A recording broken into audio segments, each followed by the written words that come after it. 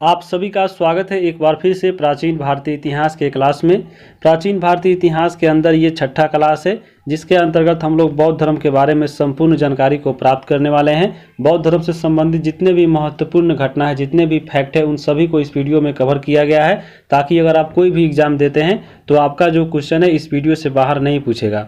आपको ये जो क्लास चल रही है धार्मिक आंदोलन के अंतर्गत चल रही है। धार्मिक आंदोलन के अंतर्गत जो पहली क्लास आई थी जैन धर्म के ऊपर था, उसके बाद आज हम लोग दूसरी क्लास कर रहे हैं धार्मिक आंदोलन में और वह है बौद्ध धर्म। इसमें एक और क्लास बच जाएगा, जो अगला वीडियो आएगा वह आपको वैष्णव धर्म और शैव धर्म के ऊपर होगा। तो चलिए हम जानते हैं आज हम लोग बौद्ध धर्म के बारे में जितने भी महत्वपूर्ण फैक्ट है।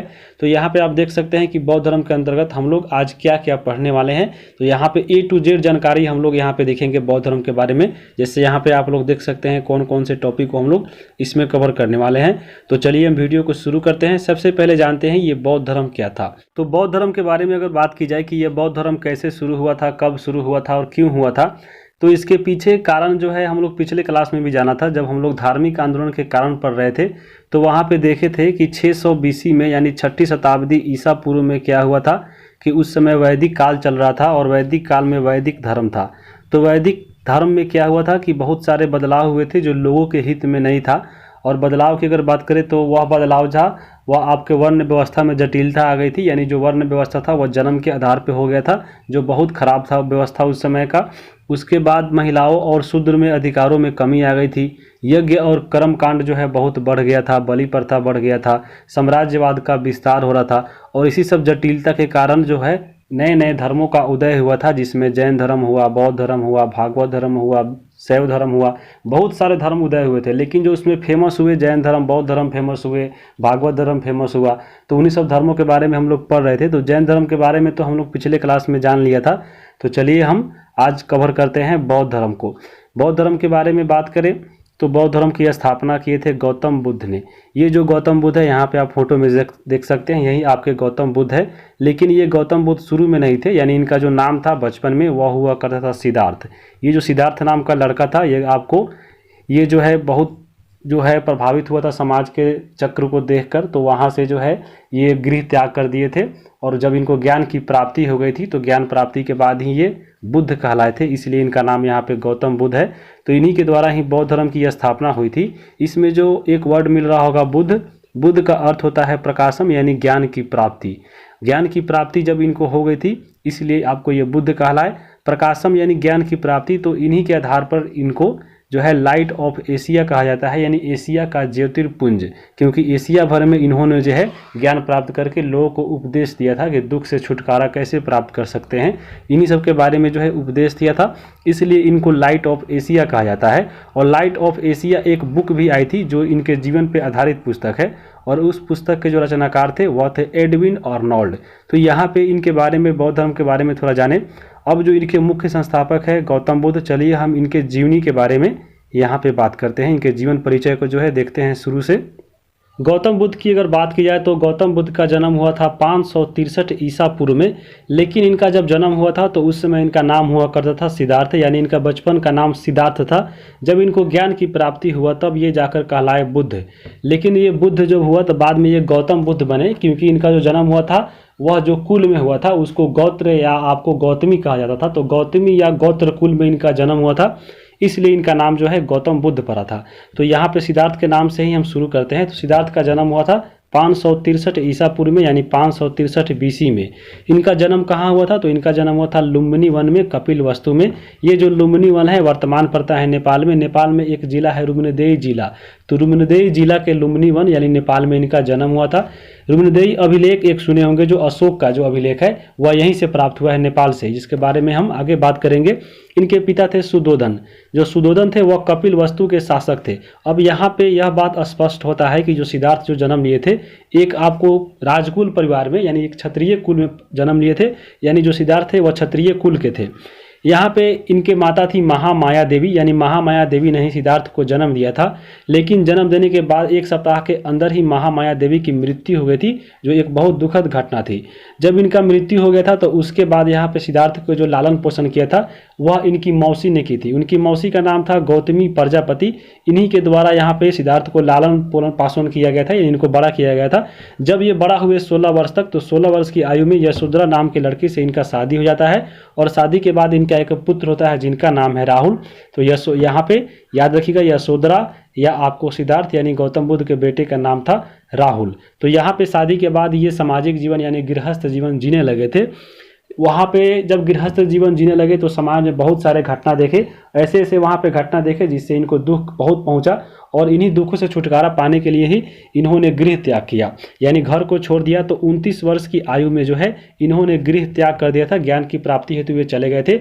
और ये जो घर छोड़ने की जो घटना है वह जाना जाता है महाभिनिष्क्रमण के नाम से। तो पूछता भी है, इनका जो क्वेश्चन है कि जब इन्होंने घर छोड़ा था तो वह घटना क्या कहलाता है, तो महाभिनिष्क्रमण कहलाता है। तो 29 वर्ष की आयु में इन्होंने घर को छोड़ दिया था और घर जब छोड़ा उसके बाद, घर छोड़ने के बाद ये जब चले गए जंगल की तरफ ज्ञान की प्राप्ति की खोज में, तो उनके साथ सारथी था जो चन्ना था और उसके साथ एक घोड़ा था जिनका नाम था कंथक। तो ये सब भी गए। जब यहाँ पे इन्होंने शुरू में जब घर छोड़ के गए तो इनके शुरू में एक गुरु मिले, वह थे अलार कलाम। अलार कलाम इनके प्रारंभिक गुरु कहे जाते हैं और ये अलार कलाम सांख्य दर्शन के आचार्य थे। यहाँ से भी इन्होंने कुछ ज्ञान प्राप्त किया। फिर आगे चलकर इनसे जब नहीं मिला ज्ञान की प्राप्ति तो आगे गए। फिर यहाँ पे 6 वर्ष की कठिन तपस्या के बाद, यानी 29 वर्ष में तो ये घर छोड़े थे और 6 वर्षों के बाद, 6 वर्षों के कठिन तपस्या के बाद इनको 35 वर्ष की आयु में जो है इनको ज्ञान की प्राप्ति होती है। और जो ज्ञान की प्राप्ति होती है वह होती है बोधगया में। बोधगया में को ही उस समय उर्वेला कहा जाता था। तो उर्वेला या बोधगया में जो है इनको ज्ञान की प्राप्ति हुई थी। जब ज्ञान की प्राप्ति हुई थी तो उस दिन का जो दिन था वह था वैशाख पूर्णिमा था। और जब ज्ञान की प्राप्ति हो गई तो ये आपको बुद्ध कहलाने लगे। तो यहीं से इनको बुद्ध कहा जाने लगा, जो बाद में गौतम बुद्ध हो गया। जब इनको ज्ञान की प्राप्ति हो गया तो यहाँ पे स्थल हम देख रहे थे, तो यहाँ पे देखिए ये गया या बोधगया भी कहा जा सकता है। यहाँ पे इनका जन्म हुआ था। निरंजना एक नदी था जो उस अपनी वर्तमान में फल्गु नाम से जाना जाता है। तो फल्गु नदी के तट पे इनको ज्ञान की प्राप्ति हुआ था और एक उस वहाँ पे एक वृक्ष था जिसका नाम था बोधि वृक्ष। ये जो बोधि वृक्ष आप देख रहे हैं, तो बोधि वृक्ष के निकट ही इनको, ये बोधि वृक्ष के नीचे ही इनको ज्ञान की प्राप्ति हुआ था। और ये जो घटना कहलाती है वह संबोधि के नाम से जाना जाता है। ये जो बोधि वृक्ष है, यह बोधि वृक्ष को किसने कटवाया था, ये भी क्वेश्चन पूछता है आपको। वह बोधि वृक्ष का नाम बताइए जिसको कटवाया था। वह था शशांक। तो शशांक नाम का एक व्यक्ति था और ये जो शशांक था, यहाँ पे जो ज्ञान की प्राप्ति हुई थी ये बोधि वृक्ष, या बोधि वृक्ष को है बाद में शशांक नामक शासक ने कटवा दिया था। तो ये भी याद रखिएगा। जब इनको ज्ञान की प्राप्ति हो गया तो इन्होंने जो प्रथम वर्ष बिताया था वह प्रथम वर्षावास कहा जाता है और वह था सारनाथ। सारनाथ में एक गुलगंध भी कुटी विहार है, यहीं पे इनका प्रथम वर्ष बीता था। अंतिम वर्ष की बात करें तो ये वैशाली में बिताए थे। वैशाली में एक है वेलुग्राम विहार, तो यहीं पे बिताए थे। ये प्रथम और अंतिम वर्षावास था। तो यहाँ से आप इसको याद रखिएगा। उसके बाद हम बात करें ऊपर, देखिए ज्ञान की प्राप्ति के बाद इनका एक शिष्य बना और शिष्य जो था वह था आनंद और उपाली। यहाँ पे आनंद का नाम बहुत इंपॉर्टेंट है क्योंकि आनंद जो था इन्हीं के कहने पे ही जो है बौद्ध संघ में भिक्षुणी यानी स्त्रियों को भी प्रवेश आपको उसमें शामिल किया गया था। तो आनंद का नाम भी यहाँ पे याद रखिएगा। आगे चलते हैं हम लोग। अब आगे हम बात करेंगे। देखिए ज्ञान प्राप्ति के बाद इन्होंने उपदेश देना शुरू किया। तो इनका जो प्रथम उपदेश था वह दिए थे सारनाथ में। बहुत बार क्वेश्चन पूछा गया है कि आपके गौतम बुद्ध का प्रथम उपदेश कहाँ दिया गया था, तो सारनाथ में दिया गया था। सारनाथ को ही ऋषि पतनम के नाम से जाना जाता है। और ये जो उपदेश दिए थे वो सबसे पहले अपने 5 साथियों को दिए थे।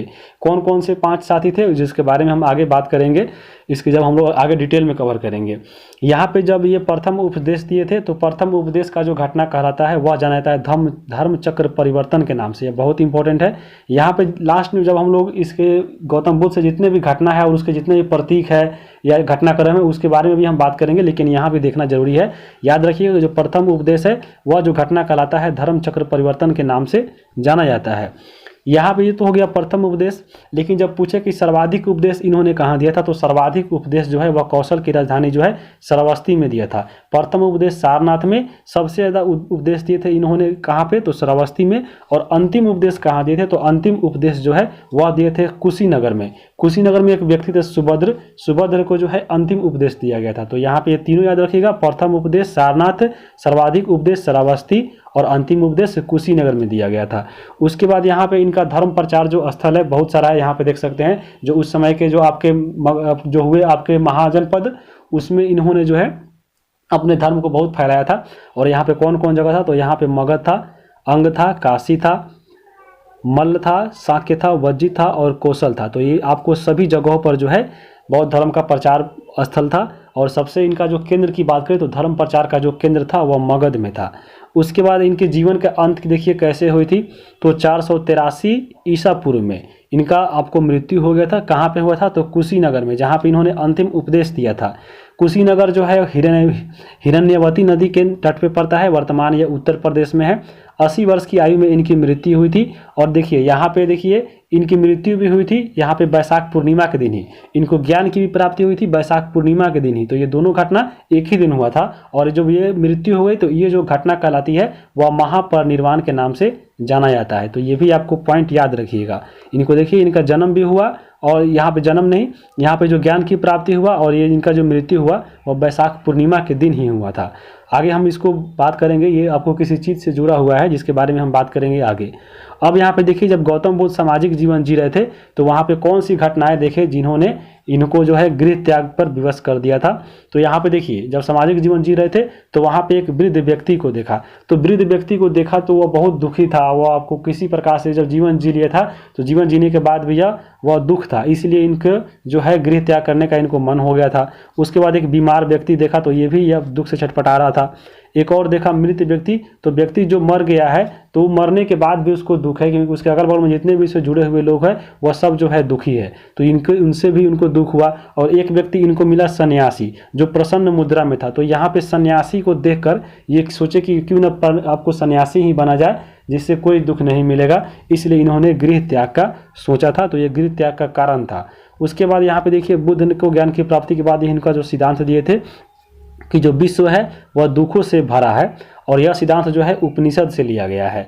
बुद्ध के अनुसार जो है दुख का सबसे बड़ा कारण क्या है? तो वह आपका है तृष्णा, इच्छा या उम्मीद। तो अगर मान लीजिए किसी से आप उम्मीद लगाए हुए हैं, अगर वो चीज़ आप उससे नहीं मिल रहा है तो बहुत सारा दुख होगा ही।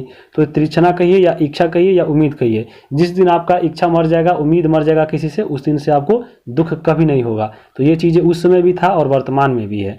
उसके बाद हम बात करें अष्टांगिक मार्ग।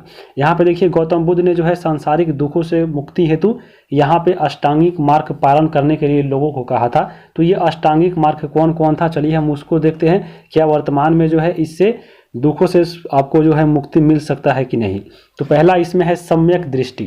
सम्यक दृष्टि का मतलब होता है कि वस्तुओं को उसके वास्तविक स्वरूप में देखना, ना कि उसको बनावटी स्वरूप में देखना। वर्तमान में क्या है, वर्तमान में देखिए फोटो भी खींचते हैं तो उसमें बनावटी है, बनावटी देखते हैं और वास्तविक देखिए कितना फर्क है। तो यहाँ पे हमेशा वास्तविकता को देखिए, कभी भी बनावटी जीवन में नहीं रहिए। तो उस समय ये कहा गया था और वर्तमान में भी यह नियम पालन करना चाहिए। अगर हम बात करें आगे है सम्यक संकल्प, यानी भौतिक सुखों के प्रति आकर्षण का त्याग कर दिए। जैसे अभी वर्तमान में भौतिक सुख क्या है, आपको मान लीजिए एसी में देख रहे हैं सब कोई है, कपड़ा धोने के लिए आपको मशीन आ गया है, रोटी पकाने के लिए मशीन आ गया है। तो यहाँ पे देखिए उस सब जो है आपको इन भौतिक सुखों से जो है इसका जो आकर्षण है उसको त्यागना पड़ेगा, तभी आप जो है इसमें सांसारिक दुख से छूट आपको मुक्ति मिलेगा। उसके बाद है सम्यक वाक, यानी आपको सदा सत्य बोलना चाहिए। उसके बाद सम्यक कर्म, यानी सदा जो है सत्य कर्म कीजिए, आपको फल भी उसका जो है सत्य मिलेगा। सम्यक आजीविका, यानी आपको सदाचार पूर्वक जो है आप आजीविक अर्जित करिए। उसके बाद यहाँ पे है सम्यक व्यायाम, यानी नैतिक मानसिकता और आध्यात्मिक उन्नति के लिए जो है प्रयत्न कर दिए, आध्यात्मिक जीवन जीजिए। उसके बाद है सम्यक स्मृति, यानी आपको मिथ्या धारणाओं का परित्याग कीजिए और वास्तविक जो धारणा है उसका स्मरण कीजिए। उसके बाद सम्यक समाधि, यानी मन की एकाग्रता कीजिए। तो इन जब अगर मान लीजिए 8 नियम को पालन अगर करिएगा तो गौतम बुद्ध के अनुसार आपको जो है संसार से दुखों से मुक्ति मिलने की संभावना रखती है। तो ये सब चीज़ें याद रखिएगा। इसके अलावा भी आपको 10 शील है या पंचशील सिद्धांत है आपको दिया गया था गौतम बुद्ध के द्वारा ही, तो जिसके बारे में भी हम आगे बात करेंगे। यहाँ पे देखिए इन 8 मार्गों का अनुसरण करने पर लक्ष्य यानी निर्वाण प्राप्त जो है वह होने की संभावना है। यहाँ पे जो निर्वाण है, यहाँ पे निर्वाण का अर्थ समझिए। निर्वाण का अर्थ जो है बिल्कुल मौत से नहीं है, जो कहता है कि यहाँ पे निर्वाण मतलब आत्म की, यानी आपको भगवान से मिल जाना, यानी आत्मा में लीन हो जाना, ये सब चीज़ें नहीं है। निर्वाण का मतलब होता है दीपक का बुझ जाना, यानी जीवन मरण के चक्र से मुक्ति मिल जाना। यानी जो है निर्वाण की जो प्राप्ति होगा वर्तमान जीवित काल में, जब जिंदा रहिएगा तभी आपको निर्वाण की प्राप्ति होगा। लेकिन जो है आपको जीवन मरण का कोई जो है उसमें, मान लीजिए अभी जो व्यक्ति जीवित है जिसको जो है निर्वाण की प्राप्ति नहीं है, मान लीजिए उसका मौत को सोचकर, यानी आगे आगे कैसा मौत होगा उसको सोचकर है, वर्तमान में डरे हुए है, बहुत दुख है। लेकिन जब आपको निर्वाण की प्राप्ति हो जाएगा तो जीवन मरण के चक्र से आपको जो है मुक्ति मिल जाएगा। कैसे भी मरे आपको उस समय फर्क नहीं पड़ेगा। लेकिन अभी वर्तमान में समझ लीजिए कि आपको बहुत फर्क पड़ रहा होगा कि हाँ हम कैसे मर जाए, बहुत सारा दुख होगा। तो ये सब चीज़ें निर्वाण की प्राप्ति नहीं है। लेकिन जब निर्वाण की प्राप्ति आपको हो जाएगा तो जीवन मरण के चक्र से आपको मुक्ति मिल जाएगा। उसके बाद हम बात करें, देखिए निर्वाण की जो प्राप्ति है वर्तमान जीवन काल में प्राप्त हो सकता है, लेकिन जो महापरिनिर्वाण है जो मृत्यु के बाद ही संभव है। तो ये भी चीज़ें याद रखिएगा। अब हम बात करते हैं आगे, यहाँ पे देखिए 10 सील, क्योंकि निर्वाण प्राप्ति को अगर हम सरल बनाने के लिए भगवान बुद्ध ने 10 सील यानी 10 सिद्धांतों का भी प्रतिपादन किया था। और वो क्या था, यहाँ पे देखिए निर्वाण को प्राप्ति करने के लोगों को बताया गया और आसान तरीका यहाँ पे बताया गया था, जो 10 सील के माध्यम यानी 10 सिद्धांतों के द्वारा बताया गया। और ये 10 सिद्धांत क्या था, उसमें पहला है अहिंसा नहीं कीजिए, उसके बाद अहिंसा का पालन करिए। यहाँ पे हिंसा होगा, यहाँ पे हिंसा नहीं करना या आपको अहिंसा कीजिए, तो यहाँ पे दोनों में एक काट दीजिए, यहाँ पे नहीं ही काट दीजिए। यानी यहाँ पे आपको अहिंसा नहीं करना चाहिए, यानी हिंसा नहीं करना चाहिए, अहिंसा कीजिए।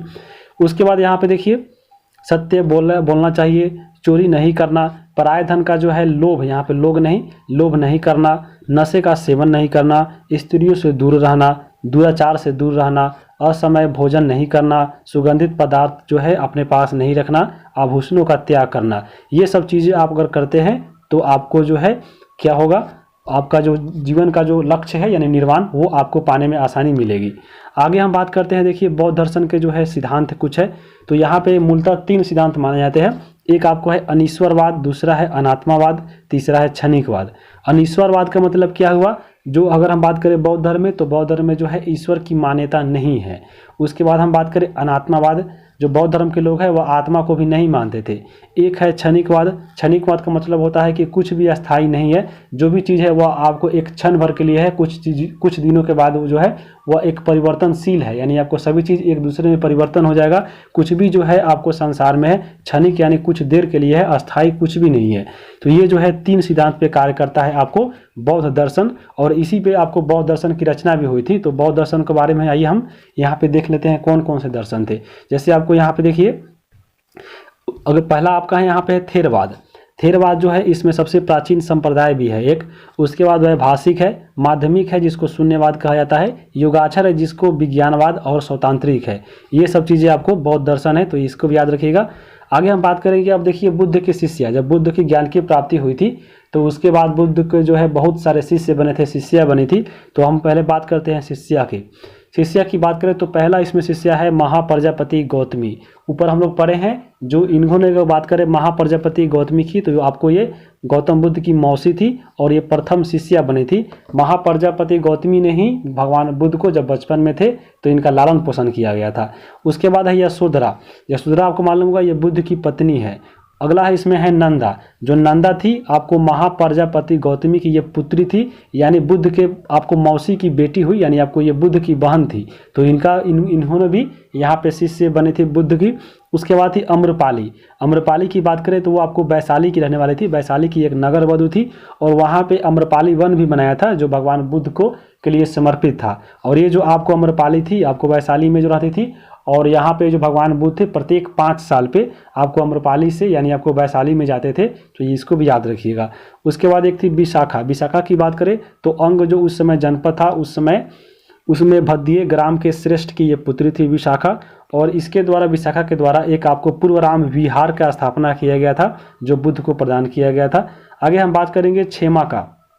ये जो क्षेमा थी आपको बिंबिसार की पत्नी थी और ये भी बुद्ध की शिष्या थी। आगे हम बात करेंगे मल्लिका। मल्लिका की बात करें तो ये कौशल नरेश प्रसेनजीत की पुत्री थी और मल्लिका जो थी ये भी भगवान बुद्ध की शिष्या थी। समावती की बात करें तो ये कौशाम्बी के जो नरेश से वत्सराज उदायीन उनकी ये पत्नी थी और ये भी बुद्ध की शिष्या थी। तो बुद्ध की शिष्या ये सब के बारे में याद रखिएगा, आपके ऑप्शन के द्वारा पूछ सकता है। अब हम यहाँ पे बात करते हैं, देखिए कुछ विशेष चीज़ ये आपको भगवान बुद्ध से जुड़ा हुआ। तो महात्मा बुद्ध का जो जन्म की बात करें, ज्ञान की प्राप्ति की अगर हम बात करें या महापरिनिर्वाण की बात करें यानी इनकी मृत्यु की बात करें, देखिए यहाँ पे जन्म, मृत्यु और अब ज्ञान की प्राप्ति, ये जो तीनों चीज़ हुआ था आपको वैशाख पूर्णिमा के दिन ही हुआ था। वैशाख पूर्णिमा के दिन के होने के कारण ही आपको जो है वैशाख पूर्णिमा के दिन जो है बुद्ध पूर्णिमा मनाया जाता है। तो ये बहुत इंपॉर्टेंट चीज़ याद रखिएगा, ये तीनों चीज़ एक ही दिन घटना हुई थी, इसलिए बुद्ध पूर्णिमा जो है इन दिनों को मनाया जाता है, बैसाख पूर्णिमा को। तो यहाँ पे ये चीज़ याद रखिएगा। एक और चीज़ जुड़ा हुआ है बुद्ध पूर्णिमा से जो बहुत इंपॉर्टेंट है, क्योंकि यहाँ पे देखिए जो प्रथम परमाणु सफल परीक्षण हुआ था 18 मई 1974 को पोखरण में, तो यहाँ पे ये जो चीज़ हुई थी वो भी आपको बुद्ध पूर्णिमा के दिन ही हुई थी, इसलिए इस मिशन का नाम आपको बुद्धा स्माइलिंग रखा गया था। तो ये भी चीज़ जुड़ा हुआ है आपको बुद्ध पूर्णिमा से। तो बुद्ध पूर्णिमा से जो है आपको 3 चीज़ें और एक आपका ये 4 चीज़ें याद रखिएगा, ये जो आपको 18 मई 1974 वाला। आगे हम बात करेंगे गौतम बुद्ध का सर्वाधिक उपदेश हम देखे हैं कि कौशल की राजधानी श्रावस्ती में हुआ था। यहाँ पे देखिए अगला है आनंद कौन था, तो आनंद आप बताए हैं कि आपको ये गौतम बुद्ध का परम शिष्य था और इसका सबसे बड़ा योगदान यही रहा कि आपको ये स्त्रियों को ये संघ में सदस्यता देने में, इन्हीं के कहने पर ही सदस्यता दिया गया था। अजातशत्रु की बात करें तो अजातशत्रु आपको बिंबिसार का पुत्र था, जो आजीवक संप्रदाय का संस्थापक कहा जाता है। और अजातशत्रु शुरू में जो है वह जैन धर्म के संपर्क में था, जब बाद में फिर जब गौतम बुद्ध आए तो फिर ये गौतम बुद्ध से दीक्षित लिए और बाद में इन्होंने गौतम बुद्ध आपको बौद्ध धर्म को अपना लिया था। तो अजातशत्रु शुरू में जैन धर्म के समर्थक था, बाद में आपको ये बौद्ध धर्म के संपर्क में आ गया था। अगर हम बात करें देखिए जैन धर्म और बौद्ध धर्म में, तो देखिए जैन धर्म और बौद्ध धर्म की बात करें तो जैन धर्म पहले आया था, बाद में आया था बौद्ध धर्म। लेकिन अगर हम बात करें आपको गौतम बुद्ध और फिर महावीर स्वामी में, तो गौतम बुद्ध और महावीर जो स्वामी थे ये दोनों आपको समकालीन थे, यानी एक ही समय में ये दोनों आदमी रहते थे। अजातशत्रु की बात करें तो अजातशत्रु से यह भी क्वेश्चन पूछता है कि वह शासक का नाम बताइए जो आपको जैन धर्म और बौद्ध धर्म ये दोनों के समय में था, तो आपको ये अजातशत्रु था। तो ये भी चीज़ याद रखिएगा, ऐसे ऐसे क्वेश्चन आपके एग्जाम में देखने को मिलता है। अगर हम बात करें आगे सुबक्ष की बात करें तो सुबक्ष जो वह आपको कुशीनारा, यानी आपको यह कुशीनगर का व्यक्ति था और आपके ये अंतिम शिष्य था, और इसी के बाद आपको कुशीनगर में ही भगवान बुद्ध को मृत्यु हो गया था। यहाँ पे देखिए गौतम बुद्ध का जन्म मृत्यु की जो तिथि है वह चीनी एक अभिलेख है जिसका नाम है कैंटोन, उसी पे आधारित जो है हम लोग पढ़ते हैं गौतम बुद्ध का जन्म और मृत्यु के बारे में। आगे हम बात करेंगे देखिए गौतम यहाँ पे बौद्ध धर्म के कुछ मान्यता। अगर बात करें गौतम बुद्ध या आपको बौद्ध धर्म, तो बौद्ध धर्म में जो है अनीश्वरवादी थे, यानी आपको बौद्ध धर्म में जितने भी लोग थे वह ईश्वर को नहीं मानते थे। अनात्मावादी थे, यानी आपको आत्मा को नहीं मानते थे। लेकिन आपको बौद्ध धर्म के एक शाखा है सामित्य, ये जो सामित्य शाखा है वो आपको ईश्वर को मानता है। तो यहाँ पे ये भी याद रखिएगा, बहुत इंपॉर्टेंट पॉइंट है। सीधे पूछ सकता है कि बौद्ध धर्म का कौन सा आपका इसमें संप्रदाय है जो ईश्वर को मानता था, तो वह था सामित्य। लेकिन बौद्ध धर्म पूरा जो बौद्ध धर्म है वह नहीं मानता था। अगर हम बात करें पुनर्जन्म में, तो पुनर्जन्म में जो है इनका मान्यता रखता था, इनका कहने का अनुसार यह था बौद्ध धर्म के लोगों का कि पुनर्जन्म होता है। आगे हम बात करेंगे त्रिरत्न। यहाँ पे देखिए आपको निर्वाण प्राप्ति हेतु त्रिरत्न की भी व्यवस्था थी, और त्रिरत्न में क्या क्या था, तो बुद्ध धम्म और संघ, और इसी बुद्ध धम्म और संघ से ही आपको एक मंत्र बनाया गया था बौद्ध धर्म में, जिसको बुलाता है बुद्धम शरणम गच्छामि, धम्मम शरणम गच्छामि और संघम शरणम गच्छामि। तो ये त्रिरत्न के ही द्वारा बना हुआ है। तो आपको त्रिरत्न याद रखते हैं तो आपको वहाँ पे इसका जो मंत्र है वो भी याद हो जाएगा। उसके बाद यहाँ पे देखिए एक क्वेश्चन पूछता है कि आपको बौद्ध संगति कौन सा विवादास्पद है, तो यहाँ पे 5वां, ऐसे आपको 4 ही पढ़ना पड़ता है। जो 5वां माना जाता है वह आपको इसमें विवाद वाला माना जाता है। तो यहाँ पे ये भी चीज़ें याद रखिएगा। अब हम बात करेंगे देखिए बुद्ध के अनुयायी थे। अब जब हम आगे पढ़ेंगे बौद्ध संघ, तो बौद्ध संघ में ही आपको ये बुद्ध अनुयायी मिलेंगे जो आपको बौद्ध धर्म को अपनाए हुए थे। तो इसमें अनुयायी जो थे आपको 2 प्रकार से थे, एक आपके थे भिक्षुक और दूसरे थे उपासक। भिक्षुक वह कहलाते थे जो बौद्ध धर्म के प्रचार के लिए जो है उन्होंने संन्यास ले लिया था आपको सभी चीज़ों से, तो वह कहलाते थे भिक्षुक। जबकि उपासक की अगर हम बात करें तो उपासक में ऐसा था कि जो व्यक्ति था, मान लीजिए कोई व्यक्ति है अगर वह बौद्ध धर्म में अपनाना चाहता है तो वह गृहस्थ जीवन जीते हुए बौद्ध धर्म अपनाने वाले को उपासक कहा जाता है। जबकि जो भिक्षु था वह आपको गृहस्थ जीवन नहीं जीता था, वह पूरा त्याग करके यानी पूरा संन्यास करके बौद्ध धर्म के प्रचार में लग जाता था, तो वह था भिक्षुक। लेकिन गृहस्थ जीवन के साथ आपको बौद्ध धर्म अपनाना वह था उपासक। तो ये चीज़ें दोनों में याद रखिएगा। आगे यहाँ पे देखिए, यहाँ पे हम बताए हैं ऊपर कि यहाँ पे देखिए बौद्ध धर्म का जो उच्चारण मंत्र था बुद्धम शरणम गच्छामि, धम्मम शरणम गच्छामि और संघम शरणम गच्छामि, और यहाँ पे बुद्धम, धम्मम और संघम ये तीनों ही आपको त्रिरत्न था। आगे हम बात करेंगे भगवान बुद्ध ने सर्वप्रथम तपस्या यहाँ पे की थी, तो उर्वेला में की थी। उर्वेला में ही इन्होंने आपको 5 साधक मिले थे, जो 5 इनके आपको गौतम बुद्ध के साधक मिले थे, साथी मिले थे। कौंडिन्य था, वप्पा, भादिया, उसके बाद देखिए महानामा और असागी, ये जो 5 साथी थे ये इनके साधक थे। और बाद में इनको सबसे पहले जो अगर हम बात करें, सबसे पहले सारनाथ में जो भगवान बुद्ध के द्वारा उपदेश दिया गया था, इन्हीं पांचों को दिया गया था। लेकिन ये पांचों अगर मिले थे तो उर्वेला में ही ये आपको ये मिले थे। तो उर्वेला का मतलब क्या हुआ, यानी बोध गया। ये बोध गया में ही मिले थे, लेकिन इनको ज्ञान की प्राप्ति आपको जो अगर हम बात करें तो भगवान बुद्ध को ज्ञान की प्राप्ति के बाद सारनाथ में इनको ज्ञान दिया गया था। तो ये भी चीज़ें याद रखिएगा। आगे हम बात करेंगे बौद्ध धर्म के सर्वाधिक प्रचार किस राज्य में हुआ था, तो आपको ये कौशल राज्य में हुआ था। अगला आपका है यहाँ पे बुद्ध ने सर्वाधिक उपदेश कहाँ दिए थे, तो कौशल की राजधानी श्रावस्ती में दिए थे। और श्रावस्ती से आपको एक इंपॉर्टेंट पॉइंट याद रखिएगा कि श्रावस्ती का ही एक व्यक्ति था जो आपको एक डाकू था जिसका नाम था अंगुलीमाल डाकू।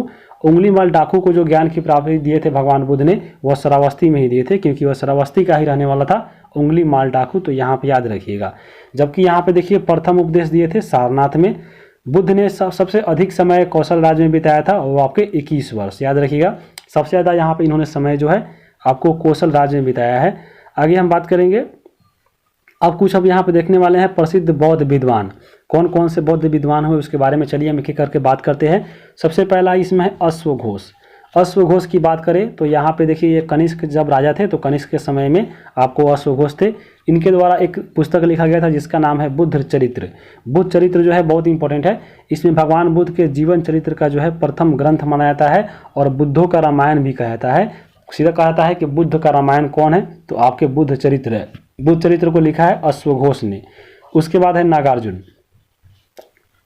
नागार्जुन की अगर हम बात करें तो बौद्ध दर्शन के माध्यमिक विचारधारा का प्रतिपादन जो है नागार्जुन का माना जाता है, और इसी के द्वारा शून्यवाद के नाम, यहाँ पे ये जो आपका विचारधारा है माध्यमिक विचारधारा, इसको शून्यवाद के नाम से भी जाना जाता है। तो शून्यवाद के प्रवर्तक जो है आपको नागार्जुन थे, और नागार्जुन के द्वारा ही पारा की खोज की गई थी, और नागार्जुन को जो है भारत का आइंस्टीन कहा जाता है। तो ये सब बहुत इंपॉर्टेंट पॉइंट है, याद रखिएगा। आगे है यहाँ पे बुद्ध घोष। बुद्ध घोष की बात करें तो इसके द्वारा पुस्तक लिखा गया था विशुद्धि मार्ग, और ये हिंद संप्रदाय का जो है प्रमुख ग्रंथ है। आगे हम बात करेंगे असंग और वसुबंग। ये जो थे आपको दोनों भाई थे, जो आपको ये दोनों बौद्ध भिक्षु थे, और यहाँ पे इनका जो महान कृति है आपको अभिधम्म घोष है। अभिधम्म घोष की अगर हम बात करें तो बौद्ध धर्म का विश्वकोश माना जाता है। बहुत इंपॉर्टेंट, याद रखिएगा। बौद्ध धर्म का विश्वकोश कौन है, तो अभिधम्म घोष है। जबकि यहाँ पे बौद्धों का रामायण जो है वह बुद्ध चरित्र है। तो ये से पॉइंट आपको याद रखिएगा। अगला आपका है कश्यप मतंग। कश्यप मतंग जो है चीन जाने वाला प्रथम बौद्ध भिक्षु है। आगे हम बात करेंगे मोगली पुत्र तीस। मोगली पुत्र तीस की बात करें तो ये अशोक के समकालीन थे, और ये तृतीय जो बौद्ध संगति हुआ था तो उसकी अध्यक्षता किया गया था मोगली पुत्र तीस के द्वारा। वसुमित्र की बात करें तो वसुमित्र कनिष्क के दरबारी थे, और चौथी जो बौद्ध संगति हुई थी तो उसकी अध्यक्षता किए थे वसुमित्र ने। इसके द्वारा रचना किया गया था महाविभाष सूत्र का, जो बौद्ध धर्म का विश्वकोश कहता है। तो बहुत इंपॉर्टेंट है, ये पॉइंट अब याद रखिएगा। अब हम आगे चलेंगे। देखिए यहाँ पे बौद्ध संगति, बौद्ध संगति यानी जो बौद्ध सभाएं होती थी, चलिए हम उसको देख लेते हैं। तो यहाँ पे आपको बात करें टोटल इसका 4 सभा होता है, 5वां जो है विवादास्पद माना गया है। अगर हम 4 सभा की बात करें तो पहला हुआ था 483 ईसा पूर्व में, और आपका उसमें जो पहला हुआ था राजगृह में हुआ था, सप्तकर्णी गुफा में। राजगृह में वो जो हुआ था इसकी अध्यक्षता कर रहे थे महाकश्यप, और यहाँ पे उस समय जो शासक थे वह थे अजातशत्रु। अगर हम बात करें दूसरे में, तो दूसरा जो हुआ था 383 में हुआ था, वैशाली जो है बालूकाराम में हुआ था। इसके जो अध्यक्षता कर रहे थे सब कामिर कर रहे थे, और उस समय जो इसका संरक्षण प्राप्त था वह था कालाशोक का था। आगे हम बात करें 250 ईसा पूर्व यानी बीसी में पाटना में हुआ था, यानी पाटलिपुत्रा में। मोगली पुत्र तीस जो थे इसकी अध्यक्षता कर रहे थे, और ये आपको अशोक शासक जो थे उस समय थे, अशोक के समकालीन थे आपके मोगली पुत्र तीस। उसके बाद आपका जो चौथा हुआ था वह 72 ईस्वी में हुआ था, यह कुंडलवन कश्मीर में हुआ था। इसकी जो अध्यक्षता कर रहे थे वसुमित्र कर रहे थे, और उसमें उपाध्यक्ष बनाए गए थे अश्वघोष को, और आपको ये कनिष्क के शासनकाल में हुआ था। तो यहाँ पे तो हो गया ये बौद्ध संगीति, लेकिन आपको इसके शासनकाल यानी जो ये जो आपको बौद्ध सभा हुई इसमें जो घटना घटा, चलिए हम उसको देख लेते हैं कि यहाँ पे कौन कौन से इसमें आपको बौद्ध सभा में कौन कौन से घटना घटा। तो यहाँ पे देखिए प्रथम की अगर हम बात करें, जो प्रथम आपको हुआ था राजगृह में, उसमें क्या हुआ था, तो बुद्ध के उपदेशों का संकलन किया गया था, और आनंद के द्वारा सूत पिटक और विनय पिटक का संकलन हुआ था। आपको बौद्ध धर्म के साहित्य है त्रिपिटक, त्रिपिटक में आपको 3 है, लेकिन यहाँ पे देखिए सूत पिटक और विनय पिटक जो आपको ये 2 है, उसका जो संकलन हुआ था वो आपको ये पहले बौद्ध सभा में हुआ था। जबकि हम आगे हम बात करें एक और होता है अभिधम्म पिटक, इसका जो संकलन हुआ था वह तीसरा आपको जो बौद्ध सभा हुआ था उसमें हुआ था। तो ये चीज़ें याद रखिएगा। उसके बाद हम बात करें जो द्वितीय बौद्ध सभा हुआ था इसमें अगर हम बात करें तो यहाँ पे देखिए भिक्षुओं में मतभेद हो गया था और इसी मतभेद के कारण यहाँ पे जो है बौद्ध संघ में विभाजन हो गया था। और ये जो बौद्ध संघ था उसमें एक बन गया था स्थाविर और दूसरा बन गया था महासंघिक। यहाँ पे देखिए ये बौद्ध धर्म में विभाजन नहीं हुआ है, ये आपको उसमें बौद्ध संघ था यानी उसमें सभा था उसमें ये विभाजन हुआ है, ये आपको दूसरा में हुआ था। तीसरा में अभी देखे हैं कि आपको जो त्रिपिटक था, त्रिपिटक का जो अभिधम्म पिटक है वह तीसरा आपको जो हुआ है वह तृतीय में हुआ है। आगे हम बात करेंगे चौथा जो हुआ था इसमें क्या हुआ था, तो यहाँ पे देखिए बौद्ध धर्म का विभाजन हो गया था और बौद्ध धर्म दो भागों में बांट गया था, एक आपका हीनयान और दूसरा इसमें बट गया था महायान। तो ये सब याद रखिएगा। और इसी में आपको महाविभाषक जो आपको जो एक बुक था ये भी लिखा गया था वसुमित्र के द्वारा, ये चतुर्थी जो हुआ था बौद्ध सभा इसी में भी। तो यहाँ पे ये चारों जो घटना हुआ था आपको बौद्ध सभा में सब देख लिए होंगे। आपसे एग्जाम में क्वेश्चन पूछता है कि हीनयान महायान जो है वह किस बौद्ध सभा में आपका जो है विघटन हो गया था, तो ये आपको चतुर्थ में बनाना था, तो याद रखिएगा। आगे हम बात करेंगे, यहाँ पे देखिए त्रिपिटक हम लोग देख रहे थे। यहाँ पे त्रिपिटक की बात करें तो ये बौद्ध धर्म का प्राचीनतम साहित्य है। यहाँ पे देखिए विनय पिटक और सूत पिटक ये जो है आपको पहले बौद्ध सभा में जो है ये दोनों जो है आपको बट गया था, ये अब ये संकलन किया गया था। तो विनय पिटक जो है आपको सबसे छोटा त्रिपिटक है और ये इसमें अगर हम बात करें तो इसमें जितने भगवान बुद्ध के संघ के नियम थे ये यहाँ पे इसमें रखा गया है। सूत पिटक की बात करें तो सूत पिटक आपको सबसे बड़ा है और इसमें बुद्ध के उपदेशों का संकलन किया गया है। अभिधम्म पिटक की बात करें तो आपको ये बीच वाला है, इसमें आध्यात्मिक दार्शनिक विचारों का संकलन किया गया है।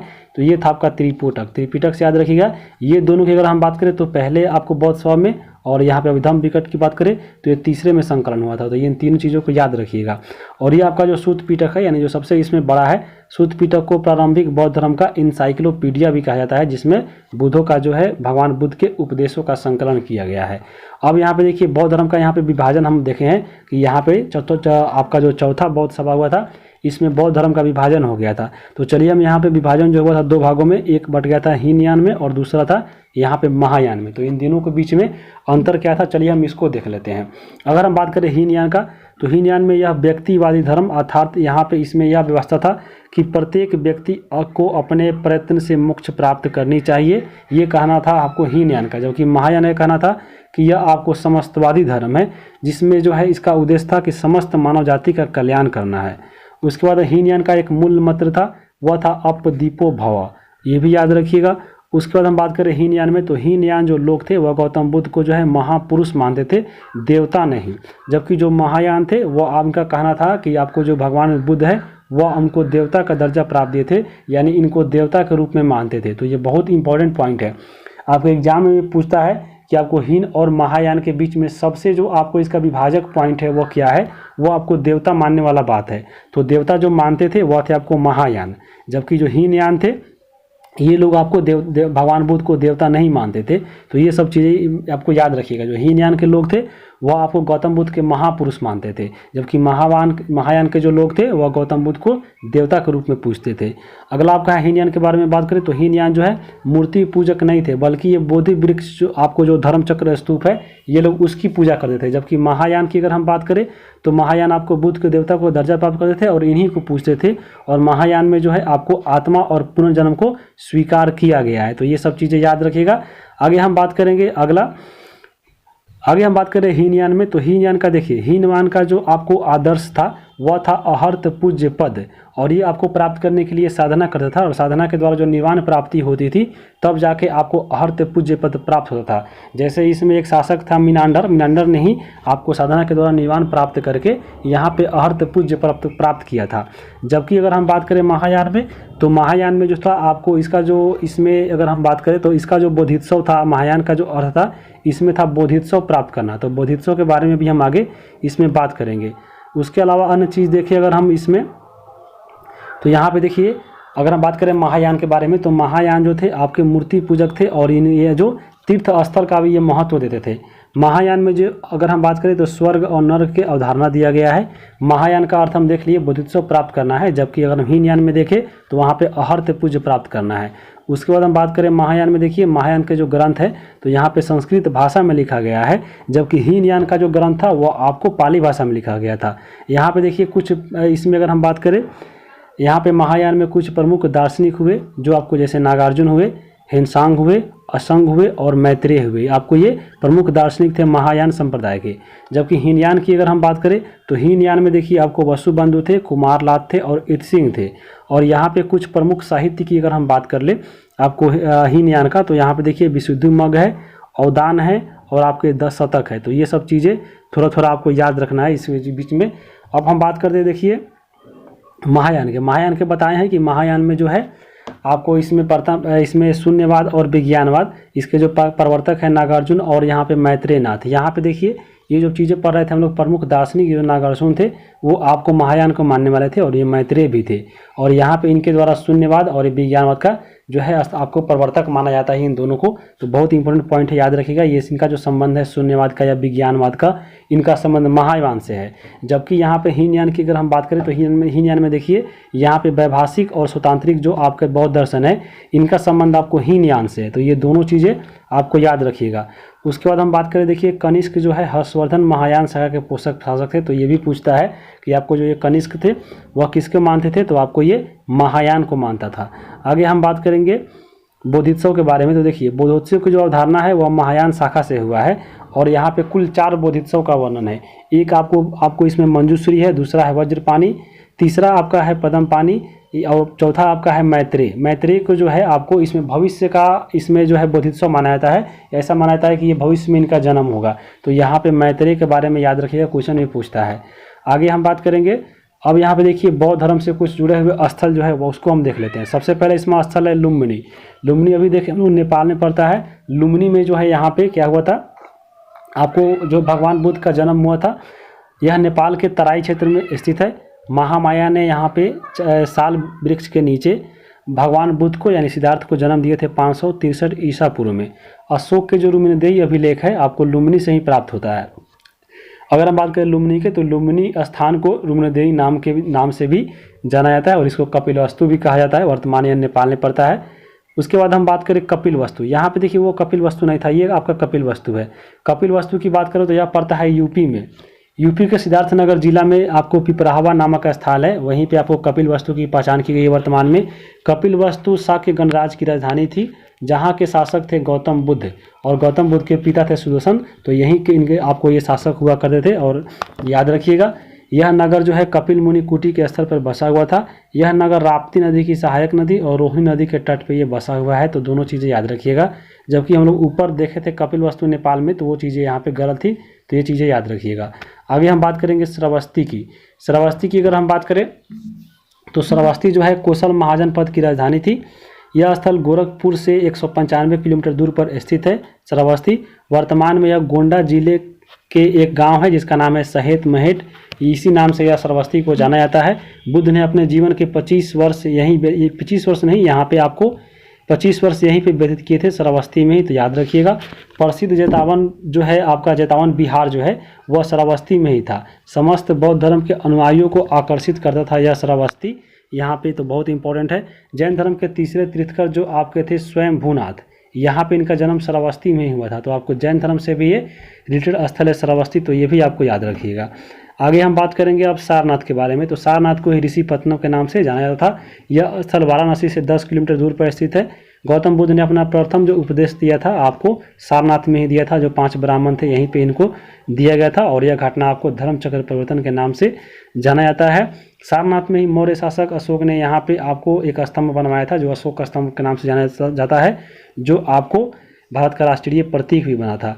आगे हम बात करेंगे कुशीनगर में, जहाँ पे जो है आपको भगवान बुद्ध की मृत्यु हुई थी। तो कुशीनगर की आधुनिक जो पहचान होती है वो आपको कस्या नगर से होता है। तो ये भी आप पहचान याद रखिएगा, जो आपको वर्तमान में उत्तर प्रदेश में कुशीनगर जिले में पड़ता है। जो राष्ट्रीय जो राजमार्ग है वो आपको NH जो है 28-27 पर स्थित है यह गाँव कुशीनगर, इसको भी देख लीजिएगा। आगे हम बात करेंगे यहाँ पे गौतम बुद्ध ने अंतिम उपदेश देने के बाद यहाँ पे ही महापरिनिर्वाण प्राप्त किए थे, यानी इनको मृत्यु हो गई थी। तो ये सब चीज़ें याद रखिएगा। अब हम बात करते हैं देखिए कुछ प्रमुख बौद्ध विश्वविद्यालयों के बारे में। तो पहला इसमें है नालंदा विश्वविद्यालय। नालंदा विश्वविद्यालय पड़ता है बिहार के बनगांव में। इसके जो संस्थापक थे, नालंदा विश्वविद्यालय बनाया था कुमारगुप्त ने, तो ये भी याद रखिएगा। वल्लभी विश्वविद्यालय की बात करें तो ये आपको भावनगर गुजरात में पड़ता है और ये आपको भट्टमार्ग ने बनवाया था। उसके बाद है उदंतपुरी विश्वविद्यालय, ये आपको बिहार शरीफ में पड़ता है बिहार में, और ये इसको जो बनवाए थे गोपाल बनाया था। उसके बाद हम बात करें विक्रमशिला विश्वविद्यालय का, तो विक्रमशिला विश्वविद्यालय बिहार में पड़ता है अंचित गांव में, और इसको जो बनवाए थे धर्मपाल शासक के द्वारा बनवाया गया था। सोमपुर विश्वविद्यालय पड़ता है बांग्लादेश के नौगांव में, और ये धर्मपाल के द्वारा ही बनवाया गया था। अगला है यहाँ पे देखिए नगदल विश्वविद्यालय, ये भी पड़ता है बांग्लादेश में राजशाही में, और ये भी इसको रामपाल के द्वारा बनवाया गया था। तो ये आपको कुछ बौद्ध विश्वविद्यालय है, तो ये भी आपको याद रखिएगा। अब हम आगे बात करेंगे, देखिए भगवान बुद्ध की जो मृत्यु हुई थी कुशीनगर, आपको कुशीनारा के नाम से भी जाना जाता है, 483 ईसा पूर्व में। कुशीनारा जो है यहीं पे एक व्यक्ति था जिसका नाम था चंदू या कुंड नाम से, इसी के द्वारा जो है आपको भगवान बुद्ध को जो है भोजन दिया गया था, और आपको इसी भोजन करने के बाद जो है इनके पेट में दर्द आपको उठा था, जो आपको उदर विकार के नाम से जाना जाता है, और इसी कारण जो है 80 वर्ष की आयु में भगवान बुद्ध की मृत्यु हुई थी। और मरने से पहले जो है अंतिम आपको उपदेश जो है सुबक्ष नामक व्यक्ति को यहीं आपको कुशीनगर में दिया गया था। तो ये सब चीज़ें याद रखिएगा। आगे हम बात करेंगे, देखिए भगवान बुद्ध की जब मृत्यु हो गई थी, तो मृत्यु के बाद जो है इनके शरीर के अवशेषों को जो है 8 भागों में बांटकर यहाँ पे सभी जगहों पर स्तूप बनाया गया है, जो वर्तमान में कहाँ पे स्थित है, चलिए हम इसको देख लेते हैं।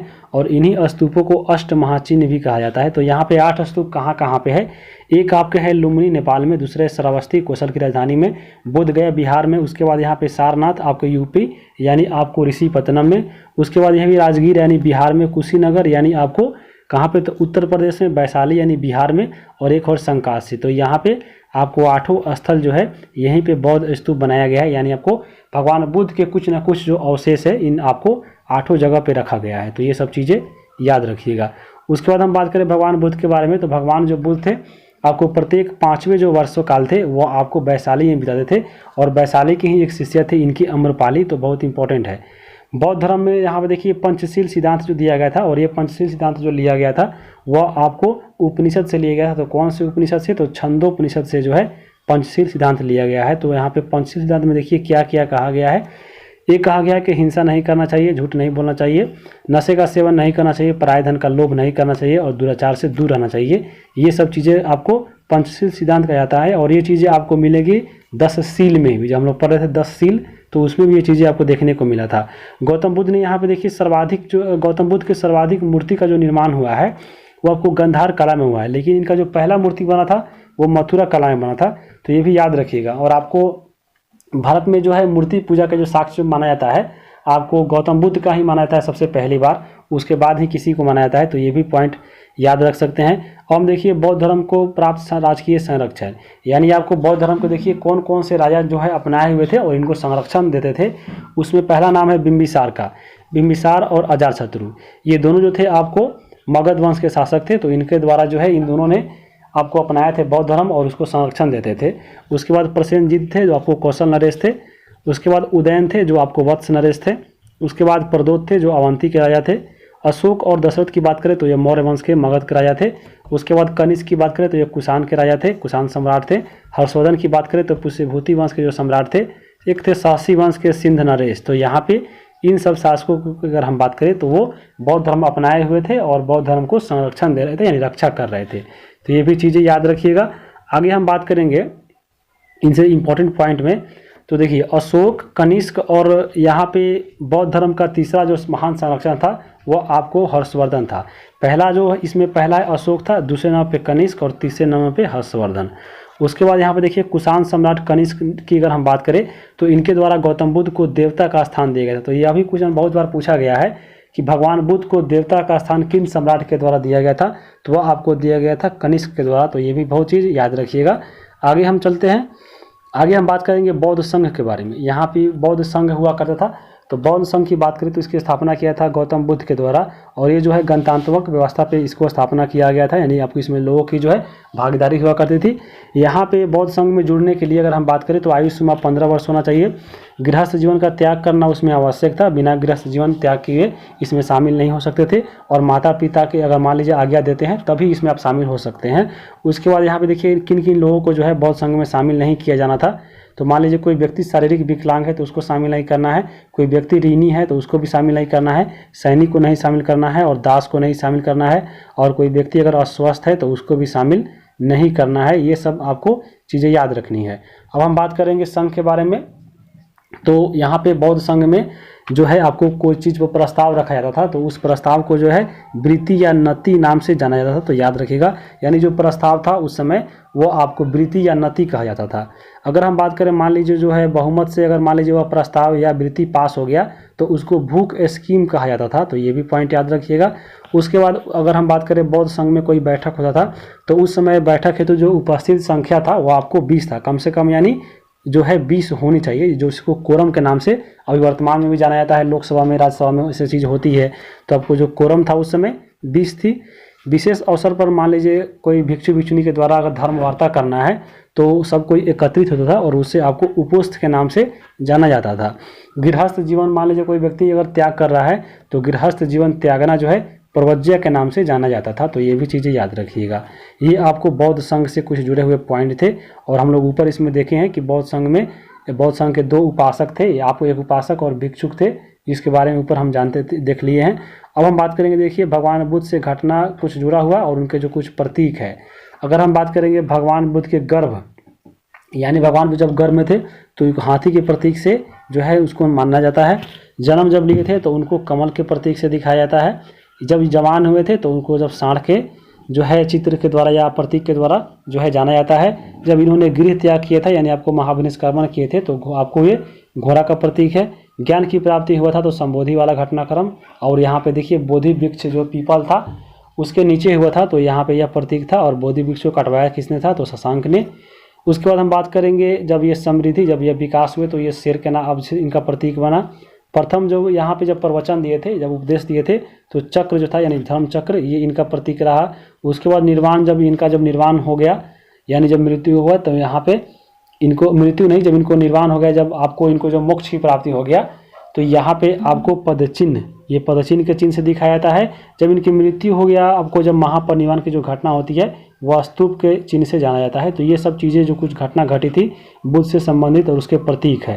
अब हम चलिए कुछ महत्वपूर्ण तथ्य देखेंगे बुद्ध से जुड़े हुए। तो बुद्ध ने अपने प्रथम उपदेश जो आप या कोई भी उपदेश दिए थे यह आपको जनसाधारण की जो भाषा में यानी आपको पाली भाषा में दिया गया था। तो ये भी याद रखिएगा। उसके बाद हम बात करेंगे बंगाल के आपको यवन शासक थे, यहाँ पे शेष शासक नहीं, बंगाल के एक थे यवन शासक जो शशांक था, शशांक के द्वारा ही जो बोधि वृक्ष था पीपल को यहाँ पे कटवा दिया गया था। अगला यहाँ पे पॉइंट है बिंबिसार के शासनकाल में बौद्ध धर्म और जैन धर्म दोनों का उपदेश दिया गया था। तो याद रखिएगा बौद्ध धर्म और जैन धर्म दोनों के समय में कोई व्यक्ति था तो आपका बिंबिसार था और एक और था जिसका नाम था अजातशत्रु। तो वो भी पॉइंट याद रखिएगा। अगला हम देखेंगे गौतम बुद्ध ने अपनी मृत्यु के बाद बौद्ध संघ का नेतृत्व किसी को नहीं सौंपा था। यानी जब गौतम बुद्ध मरने वाले थे तो मरने के समय भी जो है यहाँ पे आपको जो बौद्ध संघ था उसका जो है अध्यक्ष किसी को नहीं बनाया था। बाद में अगर हम बात करें तो एक व्यक्ति था देवदत्त जो था आपको भगवान बुद्ध के जीवन काल में ही संघ का प्रमुख बनना चाहता था लेकिन नहीं बन पाया था। जातक कथा एक आपका साहित्य है बौद्ध साहित्य जिसमें बुद्ध पुनर्जन्म की कहानी लिखा गया है। बौद्ध धर्म से में जो है भविष्य का बोधित्सव किसे माना जाता है? तो बताए हैं आपको मैत्रेय को माना जाता है। तो बहुत इंपॉर्टेंट पॉइंट है, याद रखिएगा। मैत्रेय जो है वो आपको महायान संप्रदाय से रखता है और ये भविष्य का बोधित्सव इसको माना जाता है। बौद्ध धर्म के जो मूल आधार है वह 4 आर्य सत्य है। और ये 4 आर्य सत्य क्या थे? तो यहाँ पे देखिए बुद्ध ने सांसारिक दुखों को संबंध में 4 आर्य सत्य का उपदेश दिया था। और ये 4 उपदेश क्या था? एक था आपका दुख, दूसरा था दुख समुदाय, तीसरा था दुख निरोध और चौथा था दुख निरोधगामी प्रतिपदा।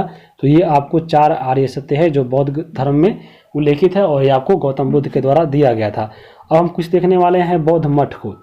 बौद्ध मठ की अगर हम बात करें तो सबसे पहला इसमें है हेमिस मठ। हेमिस मठ की बात करें तो यह पड़ता कहाँ पे? तो आपके जम्मू कश्मीर लेह में पड़ता है। इसकी स्थापना हुई थी 1630 ईस्वी में और हेमिस मठ के कारण ही वहाँ पे 1 जून में जो है हेमी महोत्सव मनाया जाता है यहाँ पे। तो ये भी पॉइंट याद रखिएगा। आगे हम बात करेंगे, अगला आपका है ताबो मठ। ताबो मठ की अगर हम बात करें तो यह हिमाचल प्रदेश में पड़ता है और यहाँ पे इसको हिमाचल की अजंता कहा जाता है। इसकी स्थापना हुई थी 966 ईस्वी में और ये जो आपका ताबो मठ है वह स्पीति नदी के किनारे बसा हुआ है। उसके बाद हम बात करें रूमटेक मठ का। रूमटेक जो मठ है वो बौद्ध धर्म से संबंधित है और यहाँ पे यह गंगटोक सिक्किम में स्थित है। यहाँ पे धर्म चक्र का केंद्र यह माना जाता है और यह आपको राज्य का सबसे बड़ा मठ माना जाता है। तो ये भी इसको याद रखिएगा। आगे हम बात करेंगे बोधिमंडा मठ। बोधिमंडा की अगर हम बात करें तो यह आपको बिहार बोधगया में पड़ता है और महाबोधि मंदिर के नाम से यह प्रसिद्ध है, बोधि मंडा मठ।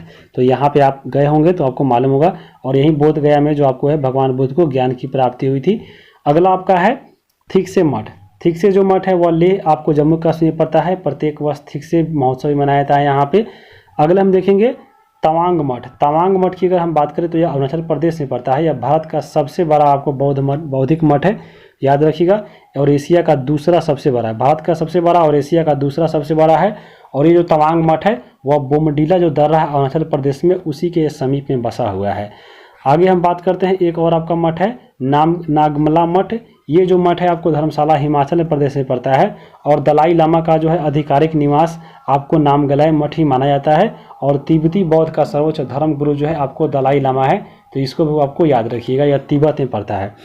आगे तिब्बत में नहीं, ये आपको धर्मशाला हिमाचल प्रदेश में पड़ता है। आपको अगला यहाँ पे अगर हम बात करें, अगला जो है आपका एक पॉइंट याद रखिएगा कि यहाँ पे हम देख ही चुके हैं, लाइट ऑफ एशिया जो पुस्तक है आपको एडविन अर्नोल्ड के द्वारा लिखा गया है।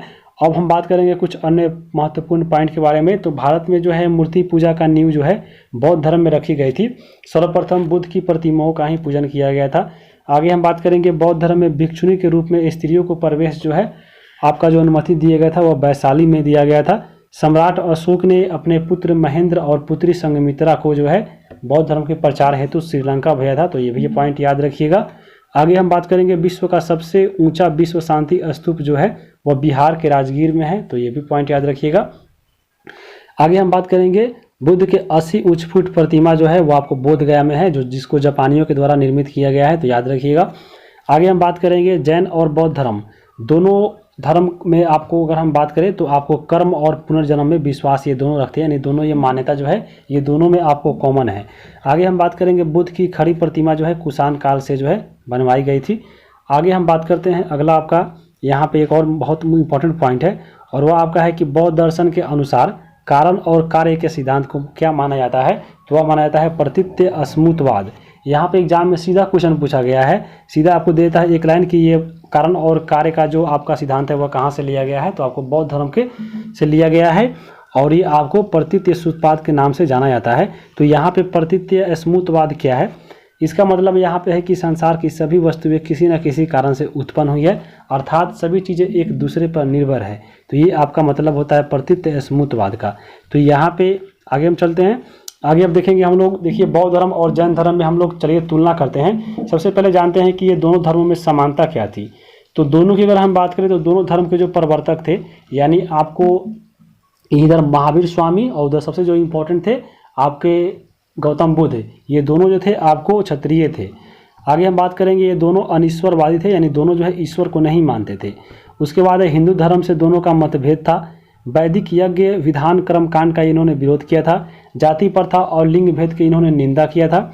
उसके बाद हम बात करें तो दोनों ने जो है उपदेश दिया था, वो अपने जनसभा में भाषा दिया था, यानी यहाँ पे इनके द्वारा जो भाषण दिया गया था, उपदेश दिया गया था, वो जनसाधारण की भाषा में दिया गया था। जैसे अगर हम बात करें बौद्ध की, तो बौद्ध धर्म में यानी आपको गौतम बुद्ध ने जो है पाली भाषा में दिया था, और यहाँ पे महावीर स्वामी ने जो है वो प्राकृत भाषा में दिया था। तो ये चीज़ें आपको कॉमन थी, तो यहाँ पे याद रखिएगा। अब हम बात करेंगे दोनों में असमानता क्या क्या थी। तो जैन धर्म जो था आपको बौद्ध धर्म की तुलना में जो है अहिंसा पर ज़्यादा बल दिया था। जब हम लोग देखे थे वो कृषि और वहाँ पे युद्ध से मना कर दिया था आपको जैन धर्म वाला, क्योंकि वहाँ पे अहिंसा पर ज़्यादा बल दिया गया था। आगे हम बात करेंगे, यहाँ पे देखिए जैन धर्म जो है आपको आत्मावादी था, यानी जैन धर्म जो था आपको आत्मा को मानता था, लेकिन जो बौद्ध धर्म है वह आपको आत्मा को नहीं मानता है, यानी बौद्ध धर्म आपको अनात्मावादी है, जबकि जैन धर्म आत्मावादी है। उसके बाद अब बात करें तो जैन धर्म में कठोर तपस्या का विधान था, जबकि बौद्ध धर्म में जो है मध्यम मार्ग अपनाना ही आपको इसमें बहुत इंपॉर्टेंट माना गया था। तो यहाँ पे मध्यम तपस्या विधान था, कहाँ पे, तो बौद्ध धर्म में, तो याद रखिएगा। आगे हम बात करेंगे जैन धर्म भारत में अगर हम बात करें तो जैन धर्म जो था आपको भारत के सीमा तक में ही आपको रहा, यानी भारत से बाहर नहीं फैला था। जबकि बौद्ध धर्म की बात करें तो विश्वव्यापी बन गया था, यानी बौद्ध धर्म देखिए जैसे श्रीलंका में भी आपको जो आपको अशोक का बेटा बेटी जो है वहाँ भी फैलाया था। उसके बाद आपको चीन में भी सबसे ज़्यादा बहुत सारा फैला था। तो आपको ये बौद्ध धर्म विश्वव्यापी बन गया था, जबकि जैन धर्म जो था वह भारत तक सीमित था। आगे हम बात करें तो जैन धर्म में मूर्ति पूजक जो है आपको नग्न मूर्तियों के मिले हैं, जबकि बौद्ध धर्म में है मूर्ति पूजक है लेकिन आपको नग्न मूर्तियों के नहीं है। तो ये सब चीज़ें आपको असमानता थी ये दोनों में। अब हम बात करते हैं, देखिए बौद्ध धर्म लोकप्रिय क्यों हो गया। तो आपको अगर हम बात करें, देखिए अभी बताए हैं कि यहाँ पे बौद्ध धर्म में जो उपदेश थी आपको जनसाधारण की भाषा थी, यानी पाली भाषा में दिया गया था। राजकीय संरक्षण जो है बहुत प्राप्त था, जो बड़े बड़े शासकों का था। उसके बाद सामाजिक समानता का यहाँ पे सिद्धांत देता था, और आपको बौद्ध धर्म मध्यम मार्ग अपनाने को कहा गया था। जबकि जैन धर्म क्या था, उसमें आपको कष्ट के साथ आपको उसमें अहिंसा पर ज़्यादा बल था, इसलिए आपको जैन धर्म जो है ज़्यादा फेमस नहीं हुआ था। उसके बाद हम बात करेंगे, समय समय पर बौद्ध सम्मेलन हुआ करता था, जो इसको बढ़ाने में जो है और आपको आगे बढ़ाया। तो ये सब चीज़ें आपको याद रखिएगा, इसके लोकप्रियता का कारण बना। अब हम बात करते हैं बौद्ध धर्म के पतन का कारण। बौद्ध धर्म देखिए क्यों पतन हो गया, तो यहाँ पे देखिए बौद्ध संघ में जो है भ्रष्टाचार फैल गया। बौद्ध धर्म का बाद में विभाजन हो गया था हीनयान और महायान में।